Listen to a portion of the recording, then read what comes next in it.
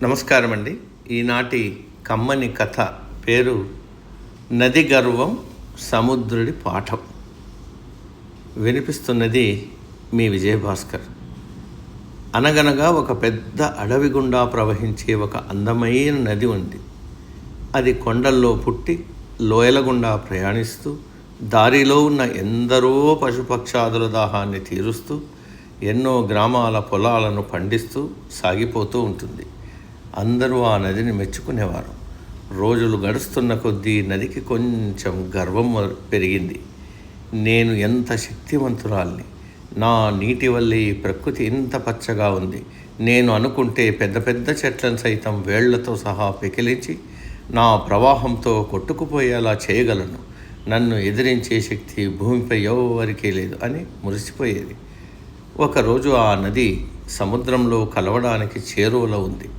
అక్కడ నిలబడి సముద్రుడితో గంభీరంగా ఇలా అంది: సముద్రరాజా, నా వేగాన్ని, శక్తిని చూశావా? దారిలో నాకు అడ్డు వచ్చిన మహావృక్షాలను, పెద్ద పెద్ద రాళ్లను కూడా నా ప్రవాహంతో నెట్టేసుకుంటూ వచ్చాను. నీకు ఏదైనా కావాలంటే చెప్పు, నా ప్రవాహంతో కొట్టుకొచ్చేలా చేస్తాను అంది గర్వంగా. అప్పుడు సముద్రుడు ప్రశాంతంగా నవ్వి, నదీమ తల్లి, నీ శక్తి అపారమైనదే, సందేహం లేదు. కానీ వీలైతే నా కోసం ఒక చిన్న సహాయం చేయి. ఈసారి నువ్వు వచ్చేటప్పుడు నీతో పాటు కొన్ని మెత్తటి గడ్డి పరకలను, అంటే నారు మొక్కలను పెకిలించి తీసుకురాగలవా అని అడిగాడు. నది నవ్వి, పెద్ద పెద్ద చెట్లనే పడగొట్టిన నాకు ఈ చిన్న గడ్డి పరకలు ఒక లెక్క, ఇప్పుడే చూడు అంటూ మరింత వేగంతో ఉధృతంగా ప్రవహించింది. దారిలో ఉన్న గడ్డి వైపు తన నీటి అలలను బలంగా విసిరింది. కానీ ఆ గడ్డి పరకలు నది ప్రవాహం లాగానే వినయంగా మంగిపోయాయి. ప్రవాహం వాటిపై నుంచి వెళ్ళిపోగానే అవి మళ్ళీ యథావిధిగా నిలబడ్డాయి. నది ఎంత ప్రయత్నించినా, ఎంత వేగంతో దూకినా ఆ గడ్డి పరకలను వేళ్లతో సహా పెకలించలేకపోయింది. ఎందుకంటే అవి ప్రవాహానికి ఎదురు తిరగకుండా వంగి తలదాచుకున్నాయి.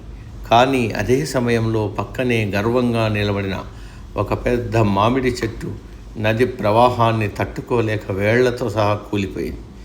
చివరకు నది ఖాళీ చేతులతో సముద్రుడి వద్దకు వచ్చింది. తల దించుకొని, సముద్రరాజా, నేను పెద్ద పెద్ద వృక్షాలను పడగొట్టగలిగాను, కానీ ఆ చిన్న గడ్డి పరకలను ఏమీ చేయలేకపోయాను. ఎందుకో నాకు అర్థం కాలేదు అంది. అప్పుడు సముద్రుడు ఇలా అన్నాడు: ఓ నది, ఎక్కడైతే గర్వం, కఠినత్వం ఉంటాయో అక్కడ విరుపులు సహజం. ఆ పెద్ద చెట్టు తన బలాన్ని నమ్మి నీ ప్రవాహానికి ఎదురు నిలిచింది, అందుకే కూలిపోయింది. కానీ ఆ గడ్డి పరకలు వినయాన్ని ప్రదర్శించాయి, నీ వేగానికి తగ్గట్టుగా వంగి నిన్ను గౌరవించాయి, అందుకే అవి సురక్షితంగా ఉన్నాయి. లోకంలో కఠినత్వం కంటే వినయానికే ఎక్కువ శక్తి ఉంటుంది. నది తన తప్పు తెలుసుకుని గర్వాన్ని వీడి ప్రశాంతంగా సముద్రంలో కలిసిపోయింది. కథలోని నీతి: మన జీవితంలో ఎంత ఎత్తుకెదిగినా వినయము, ఓర్పు కలిగి ఉండాలి. గర్వంతో ఎదురు తిరిగే వారికంటే సమయానుకూలంగా వినయంగా నడుచుకునేవారే జీవితంలో ఎలాంటి కష్టాలనైనా తట్టుకొని నిలబడగలరు. సమాప్తం. సర్వే జన సుఖినో భవంతు.